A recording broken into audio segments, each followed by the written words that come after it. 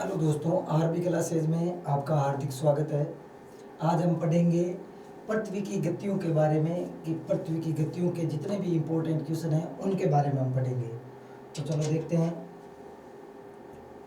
पहला क्वेश्चन है कि पृथ्वी कितने प्रकार की गतियाँ करती है, यानी पृथ्वी है वो किस प्रकार से और कितने प्रकार से गतियाँ करती है। तो पृथ्वी दो प्रकार की गतियाँ करती है। कितने प्रकार की? दो प्रकार की। कौन कौन सी? एक तो घूर्णन गति, दूसरी परिक्रमण गति। घूर्णन गति का दूसरा नाम है परिभ्रमण, यानी एक तो परिभ्रमण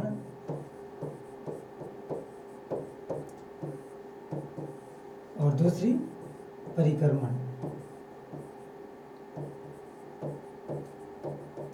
गति। यानी ये तो घूर्णन या परिभ्रमण और ये परिक्रमण। यानी पृथ्वी अपने खुद के अक्ष पर घूमती है, एक चक्कर 24 घंटों में पूरा करती है, उसको तो घूर्णन गति या परिभ्रमण गति। और एक पृथ्वी सूर्य के चारों ओर चक्कर लगाती है, उसको परिक्रमण गति कहते हैं। तो इसका राइट आंसर होगा दो प्रकार की। आगे, सूर्य के चारों ओर एक स्थिर कक्ष में पृथ्वी की गति को कहते हैं, यानी सूर्य के चारों ओर, अर्थात ये सूर्य है, इसके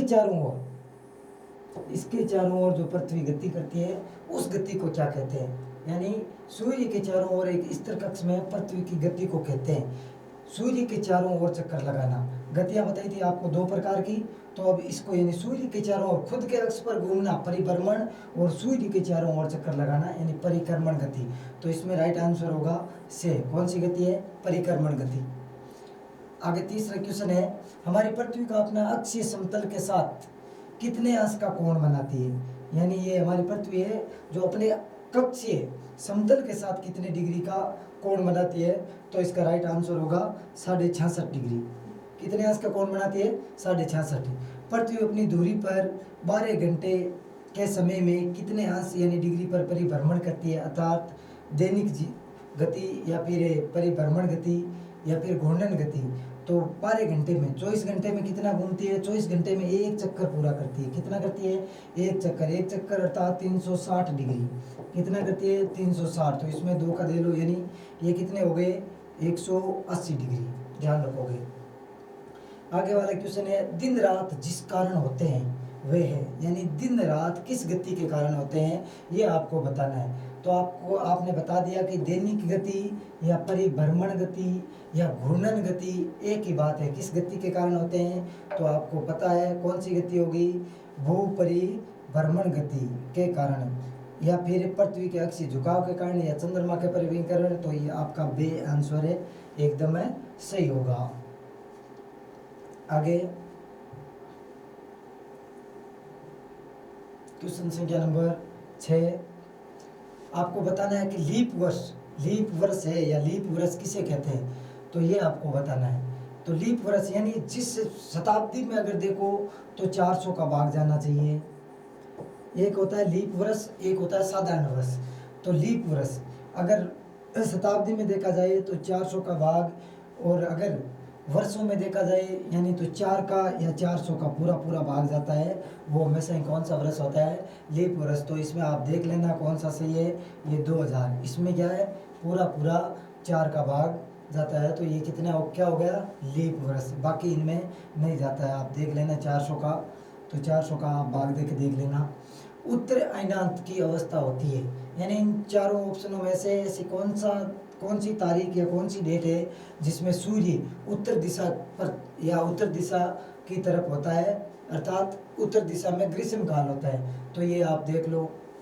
वैसे तो आपको पता ही है उत्तरायण और दक्षिणायन, यानी एक समय ऐसा होता है जब सूर्य दक्षिणायन होता है तो उत्तरायण में सर्दी होती है, और दूसरा समय जब उत्तरायण में गर्मी होती है। तो अब देख लो आप उत्तरायण की अवस्था होती है। बताओ देखें, यानी 21 जून को क्या होता है? सूर्य उत्तर दिशा में होता है।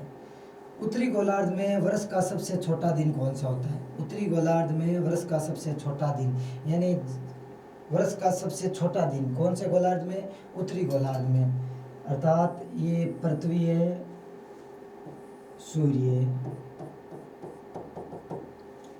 तो ये भूमध्य रेखा, कर्क रेखा और मकर रेखा, ये 0 डिग्री अक्षांश, ये 23.5 डिग्री उत्तरी है और ये 23.5 डिग्री दक्षिणी गोलार्ध में। यानी अब क्या दे रखा है, उत्तरी गोलार्ध में।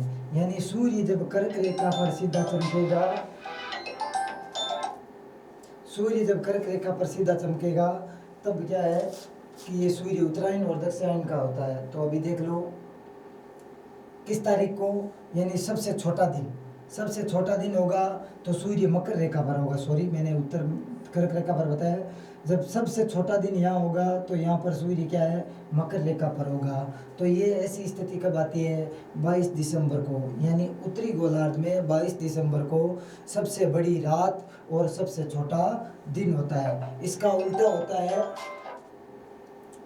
होता है वो दक्षिणी गोलार्ध में होता है। यानी 22 दिसंबर को दक्षिणी गोलार्ध में सबसे बड़ा दिन और सबसे छोटी रात होगी। तो इसका राइट आंसर होगा बे।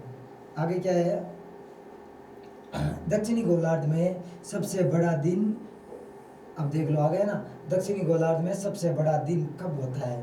तो ये आपको ध्यान में रखना है। दक्षिणी गोलार्ध का पूछा है, उत्तरी गोलार्ध का तो कब होता है सबसे छोटा दिन, तो ये 22 दिसंबर को।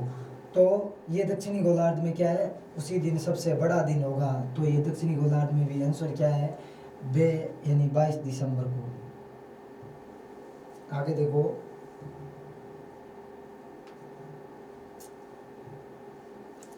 दे रखा है कि दक्षिणी गोलार्ध का ग्रीष्म अयनात कब होता है। यानी दक्षिणी गोलार्ध में ग्रीष्म ऋतु कब होती है, ये ग्रीष्म ऋतु यानी सबसे बड़ा दिन, वही बात है। तो कब होगा, 22 दिसंबर को, क्योंकि उत्तरी गोलार्ध में 22 दिसंबर को सबसे बड़ी रात होती है, यानी सर्दी पड़ती है। तो इसका सीधा सा है कि अगर उत्तरी गोलार्ध में सर्दी है तो दक्षिणी गोलार्ध में क्या होगी, गर्मी होगी। आगे देखो, ग्रीष्म ऋतु में क्रिसमस का पर्व कहाँ मनाया जाता है। यानी क्रिसमस का जो पर्व है ग्रीष्म ऋतु कब मनाया जाता है, 25 दिसंबर को। यानी क्रिसमस कब मनाया जाता है, 25 दिसंबर को। अब 25 दिसंबर है, यानी तो ये ऋतु दे रखी है, कौन सी ऋतु, ग्रीष्म ऋतु। अब ग्रीष्म ऋतु है 25 दिसंबर में, तो कौन से गोलार्ध में होगी, ये दक्षिणी गोलार्ध में होगी। कौन से गोलार्ध में, दक्षिणी गोलार्ध में। तो ये सारा कहाँ आ रहा है, ये ऑस्ट्रेलिया में। कहाँ मनाया जाता है ग्रीष्म ऋतु में क्रिसमस डे, तो आप आंसर आपका सही होगा ऑस्ट्रेलिया में। सूर्य की सिद्धि किरणें विषुवत व्रत पर कब पड़ती है।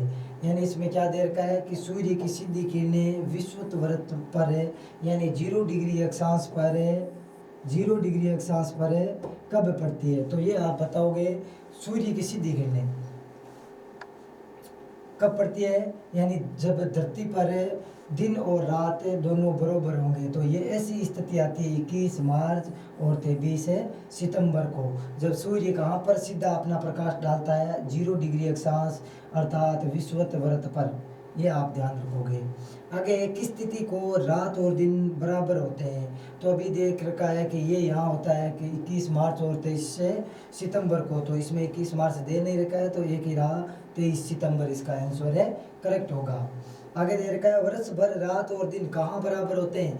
यानी लगभग वर्ष भर दिन और रात कहाँ बराबर होते हैं। तो यानी आप देख लो कि सूर्य ज़्यादा लास्ट यहाँ उत्तरी गोलार्ध में तो कर्क रेखा तक और दक्षिणी गोलार्ध में मकर रेखा तक।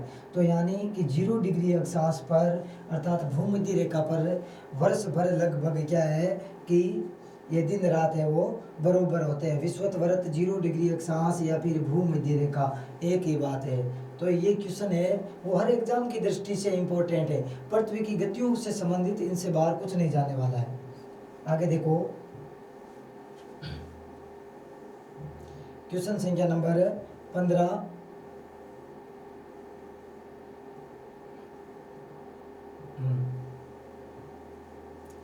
क्या दे रखा है, मौसम बदलने का कारण क्या है या क्या कारण है। यानी मौसम किस कारण से बदलता है।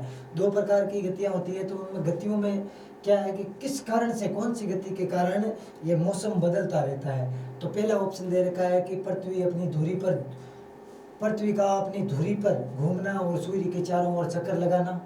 दूसरा ऑप्शन दे रखा है पृथ्वी का सूर्य के चारों ओर चक्कर लगाना। तीसरा दे रखा है पृथ्वी का सूर्य के चारों ओर चक्कर लगाना व अपने अक्ष पर झुकाव। और चौथा ऑप्शन दे रखा है कि पृथ्वी अपनी धुरी पर चक्कर लगावे और अपने अक्ष पर झुकाव नहीं, पृथ्वी सूर्य के चारों ओर चक्कर लगाना और अपने अक्ष पर झुकाव। इसी के कारण क्या होती है, ऋतु मौसम बदलता है। क्या परिवर्तन होता है, मौसम, अर्थात मौसम या ऋतुएं परिवर्तन होती है तो वो किस गति के कारण होता है? वो होता है परिक्रमण गति के कारण, अर्थात पृथ्वी का सूर्य के चारों ओर चक्कर लगाने के कारण। आगे चंद्र ग्रहण होता है जब, अर्थात चंद्र ग्रहण होता कब है ये बताना है आपको।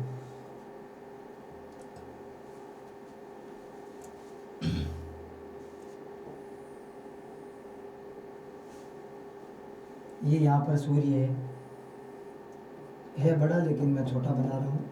ये सूर्य है, क्या पूछा है? चंद्र ग्रहण। ये चंद्रमा है और ये पृथ्वी है, ठीक है। ये पृथ्वी है, थोड़ा छोटा बड़ा हो सकता है, आप अपने हिसाब से डिवाइड कर लेना। अब सूर्य की किरणें जब चंद्रमा तक नहीं आ पाती है तब चंद्र ग्रहण होता है। और किस कारण से नहीं आता है, प्रकाश नहीं आ पाता है? कि जब चंद्रमा यानी चंद्रमा व सूर्य के बीच में क्या आ जाती है? पृथ्वी। चंद्र ग्रहण कब होता है? जब चंद्रमा और सूर्य के बीच पृथ्वी आ जाती है, तो सूर्य का प्रकाश चंद्रमा तक नहीं पहुंच पाता है पूर्णतः, तो हमें चंद्रमा क्या है? ब्लैक दिखाई देता है, यानी उस पर छाया दिखाई देती है। किसकी? इस पृथ्वी की। और हम उसको क्या कहते हैं? चंद्र ग्रहण। तो ये क्या है? ऑप्शन देखो, देखें, पृथ्वी और सूर्य के बीच चंद्रमा आ जाता है? नहीं, इसमें तो सूर्य ग्रहण होगा। सूर्य और चंद्रमा के बीच